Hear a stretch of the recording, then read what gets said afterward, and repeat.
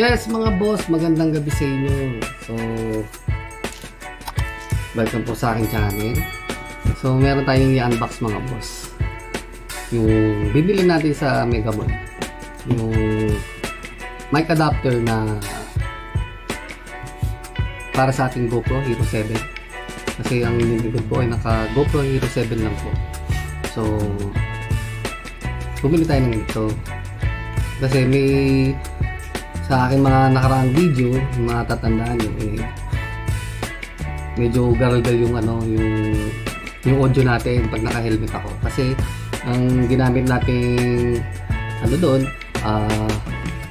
yung mic adapter is improvise lang mga boss. Yung napapanood ko lang sa YouTube na sinubukan ko sa aking camera. So ito yung mga boss, yung camera na yung unang vlogging camera natin, SJ Cam 4000. So kinonvert ko lang yung nilagyan ko na siya ng mic adapter. Yan, improvise DIY na napanood ko lang sa YouTube. So ginamit natin siya dito, ginawa natin. Kaya lang yung audio natin hindi ganun kalinaw na kagaya ng mga nakikita natin sa ibang mga motovlog na malinaw talaga yung audio. So nung nagkaroon tayo ng Hero 7, ang audio dito ko pa rin kinukuha. So ngayon, kasi yung mic adapter nito mahal. So ang presyo niya, nakuha natin siya ng brand nito sa SM natin siya binili kanina sa Mega Mall.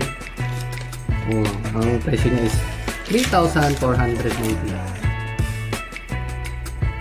So hindi ko pa siya kayang bilhin yung mga nakarang buwan kasi hindi pa naman kasi monetize yung channel natin mga boss.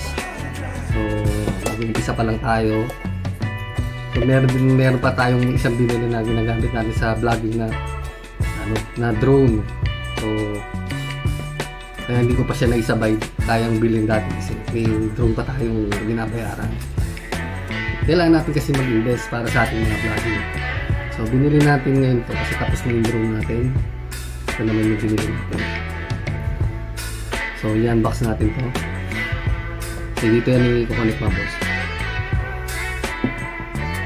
I-unbox natin mga boss. So ayan mga boss, ito yung laman niya.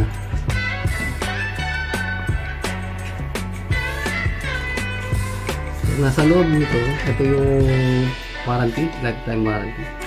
7 days replacement daw siya mga boss. So nasa loob siya. Dito natin yung login.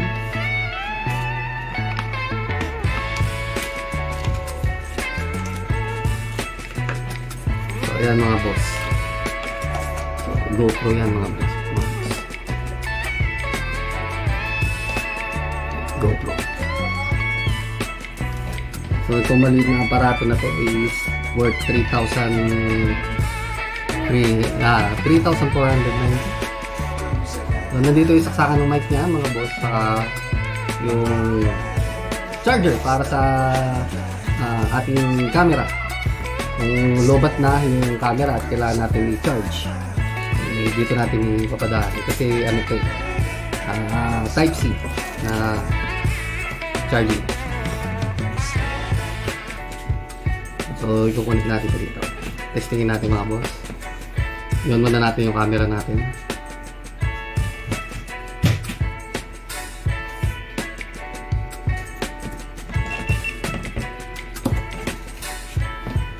So ayan mga boss.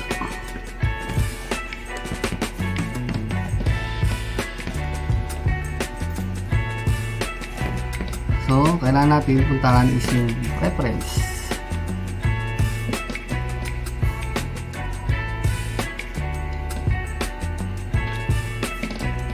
Select natin yung input and output.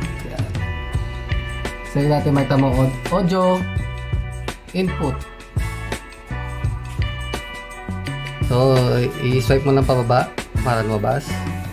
Pinutin mo yung preference. Hanapin natin yung input and output. So, click natin. Makikita nyo audio input naka-NA siya, not applicable. So subukan natin na i-connect na itong ating mic adapter. Tingnan natin kung magbabago siya. Yun, nakita niyo mga boss. From not applicable, NA, naging standard mic. Ulitin natin ha. Sabihin, compatible yung binili natin kasi pang Hero 7 talaga yung hinanap natin. So yan. Naka-NA siya. Pag sinaksa ko, nagkaroon na siya standard mic.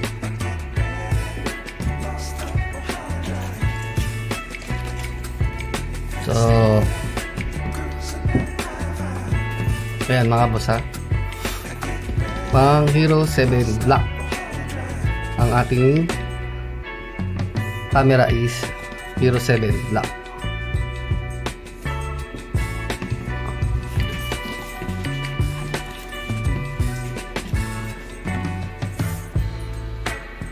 So ayan mga boss, yung mic na gagamitin natin is ganito lang. So itong mic na to mga boss, ito yung ginagamit ko pag hindi ako hindi tayo nakasakay sa motor. Kasi yung helmet natin, hindi naka-install na ng mic doon sa loob. So inayos ko na yun before. So parang alam ko, na-vlog ko rin yun, nag-review natin sa channel kung paano ko siya pinag-ikot-ikot sa loob ng helmet ko yung mic, yung pagkakasetup niya. So ito, bumili lang ako ng extra mic para kunyari meron tayong interview na ginagawa sa labas na hindi kailangan ako naka-helmet, yung ginagamit ko. So testingin natin mga boss. So ayan mga boss, testingin naman natin kung magcha-charge siya kasi nakasaka natin dito sa Type-C. Ayan mga boss, nakita nyo umilaw na. Ibig sabihin ka, din siya. So, kailangan ko na lang ng isang Type-C na charger na kulay green. Para pag kailangan natin mag-charge habang nagka-ride. So ayan mga boss. So, siset-up natin ito sa aking helmet. Bukas matesting natin na nakasakit tayo sa motor kung ano ba yung kakalabasan ng audio natin na syempre pinasasan na natin ng mahal ko, kailangan may improvement. Ganun pa rin, medyo may siguro hindi natin magpalit ng mic na pwede natin ilagay doon sa ating helmet. Pero ako tiwala ako na okay na yan pag tinesting natin. So mga boss, balik ako kayo.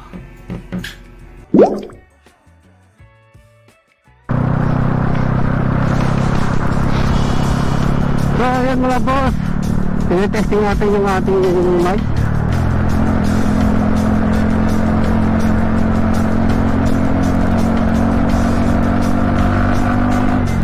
So ayan mga boss, yung audio natin, no? So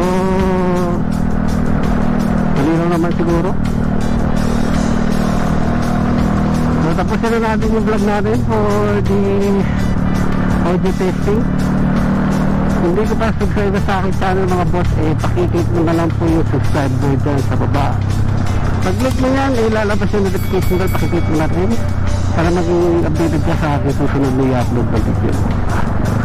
So hanggang sa muli mga boss, this is your Pinto Radar. Kita-kita tayo next vlog.